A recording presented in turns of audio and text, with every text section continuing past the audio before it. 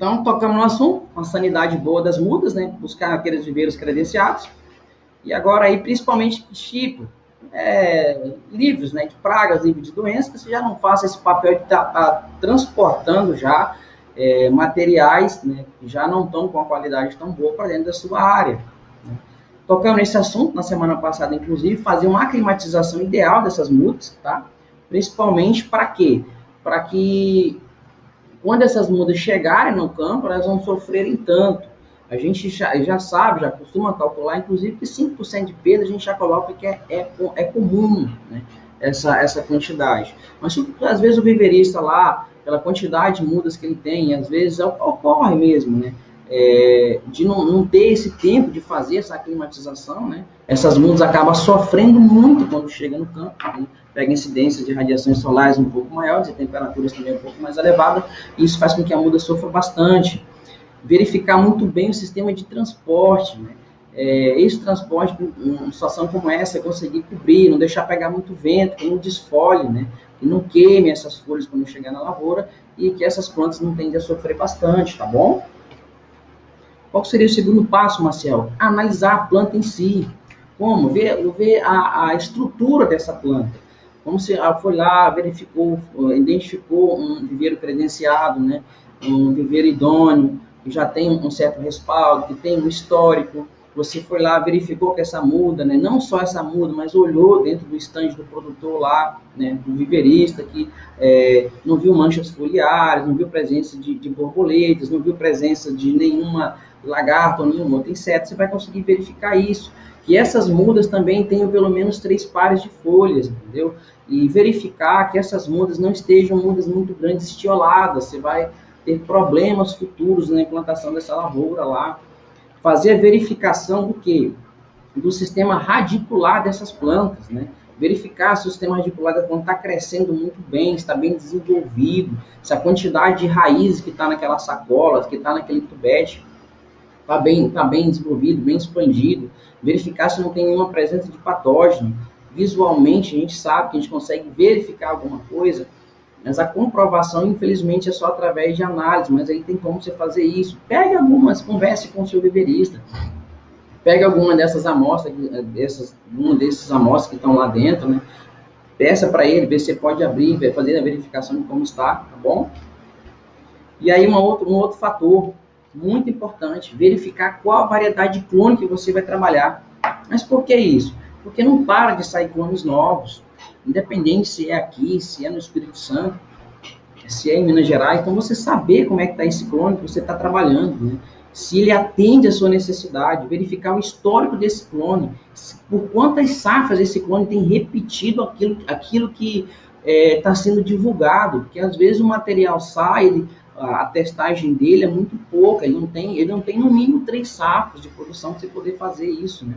Verificar se naquilo que você busca, se é uma resistência à praga, se é uma resistência à doença, que em determinados momentos que você precisa, né, de repente não seja nem produtividade.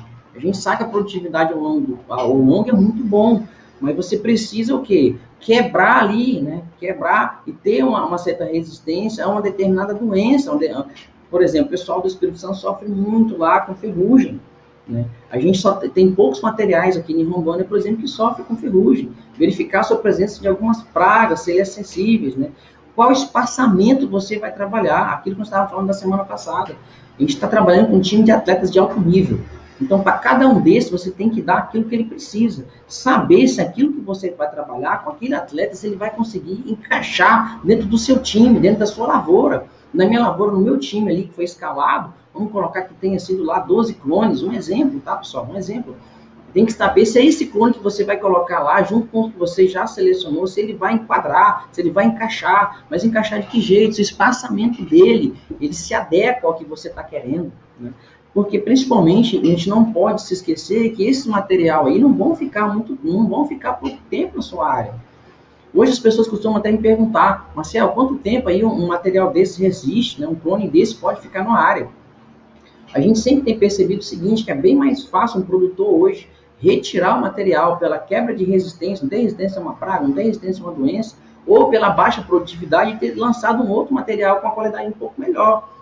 Mas a gente sabe que uma vida útil de uma planta dessa tem que ficar pelo menos 15 anos, você conseguir aproveitar aí 8, 9, né, talvez até 10 safras, né, 10 colheitas do material desse. Então não vai ficar menos que 15 anos na sua área. Então tem que observar bem isso, tá? Ver o potencial produtivo desse clone. Qual que é o vigor desse clone? Se é um clone vigoroso, qual que é a arquitetura que esse clone vai ter na hora que você for fazer essa distribuição dele. Porque, de repente, você quer trabalhar com espaçamento que ele não se adequa ao que você está querendo. Um outro fator também, às vezes, você quer trabalhar com o número de hastes que esse clone também não te dá essa possibilidade de você poder trabalhar. Então, você tem que conhecer o clone, não só de entender que esse clone aqui, você consegue ter 20 litros, 25 litros. Tudo bem, você tem, isso é a prioridade que você está procurando, realmente isso é o fator. Mas ele vai se enquadrar naquilo que a gente está falando, que é o seu time que você está montando, dentro daquela tua área que você está, que é os seus melhores jogadores que vão ter alta produtividade, alto rendimento. Porque a gente sabe, dentro daquilo que você está procurando, dentro da quantidade de materiais que você vai colocar na sua propriedade, então são mais produtivos, hoje um pouco menos produtivos. Mas para quê? Mas justamente porque para isso se igualar e ter uma boa polinização, ter uma boa resposta, um bom resultado. Verificar também se esse clone tem uma boa adaptabilidade para o lugar onde você vai plantar. Mas por que eu falo isso? Porque até poucos anos atrás, ainda traziam-se materiais do Espírito Santo. Hoje, Rondônia não tem mais. O material do Espírito Santo em Rondônia não casou, não deu certo, não foi bom. Então, a gente não tem. Então, a mesma coisa agora. Você está com material aqui, quer implantar na Bahia, quer implantar lá no Espírito Santo, quer implantar em Minas Gerais, quer levar para São Paulo. Verifique as condições climáticas, a pluviosidade, né, como que esse material se comporta, para ver se ele vai dar certo lá também, tá? Ver outra coisa, se aquilo que você busca, se é qualidade de bebida. A gente já tem falado um pouco sobre isso, né? A gente tem visto que quase todos os materiais que a gente tem aí, os robustos, ele é capaz de fazer um café bom, um café de qualidade, um café especial. E se você não assistiu, dá uma olhada lá, tá bom? Nós já colocamos um material sobre qualidade de café, junto com o coordenador e idealizador do maior concurso de qualidade e sustentabilidade de café, né, do Brasil, o Janderson Dallazen. Lá a gente discutiu muito bem sobre isso. Que, por sinal, gente, estão colocando o que tem de melhor no mercado nacional hoje para vocês. Nós estamos aqui, nós como Office Agro, eu como Maciel, estou tentando levar para vocês o que eu posso fazer de melhor. E o de melhor, nós já trouxemos o que tem de melhor hoje no Brasil. Tá? O que já passou por aqui? O Rogério, que veio aqui falar sobre irrigação, lá, o doutor irrigação, um dos maiores projetistas de irrigação que a gente tem hoje no Brasil. Tá, que nós viemos, o Janderson Dallazen já veio aqui com vocês também. Quem nós já tivemos aqui também? Já tivemos um pesquisador, doutor, consultor, ele que é da Incapé, está afastado, né, lá da soja, então uma das maiores empresas hoje ligada à tecnologia, né, em alta produtividade lá no Espírito Santo, o Henrique Pai. Né? Se você já leu a segunda edição lá do Café com Nilon, do livro que tem no Espírito Santo, ele está lá, ele ajudou a escrever, assim como a esposa dele também já teve, uma das maiores conhecedoras, né, relacionado à certificação do Brasil de café, também já passou por aqui. A gente está tentando fazer o melhor, pelo menos 110% para vocês. Qual que seria o quinto passo, então, pessoal? É identificar ali o material que você vai plantar, né, se ele é precoce, se ele é médio, se ele é tardio, para você poder distribuir muito bem isso, né, dentro da sua lavoura. Auxilia principalmente no que quando você faz isso? Você consegue se organizar. De que forma? Se organizar para você poder fazer uma boa colheita. Se organizar de que jeito? Para você poder conseguir mão de obra muito boa naquele momento. Você sabe que aquele clone precoce, ou os clones precoces que você tem lá, você sabe a quantidade de ruas, quantos metros são, quantas plantas são, você passa para o meeiro, você passa para o seu diarista que vai colher. O que ele pode fazer? Você negocia a rua, escolher materiais, se possível, que a maturação seja mais uniforme, não precisa ter que voltar, ter problema com praga, principalmente broca. Tá? Verificar uma outra coisa, você consegue se estruturar, se arranjar, para depois fazer a secagem desse material. Imagina uma área grande de café, você chega tudo junto, você não consegue fazer uma secagem adequada, tá? Você não consegue organizar uma quantidade de mão de obra adequada ali naquele momento, tá bom?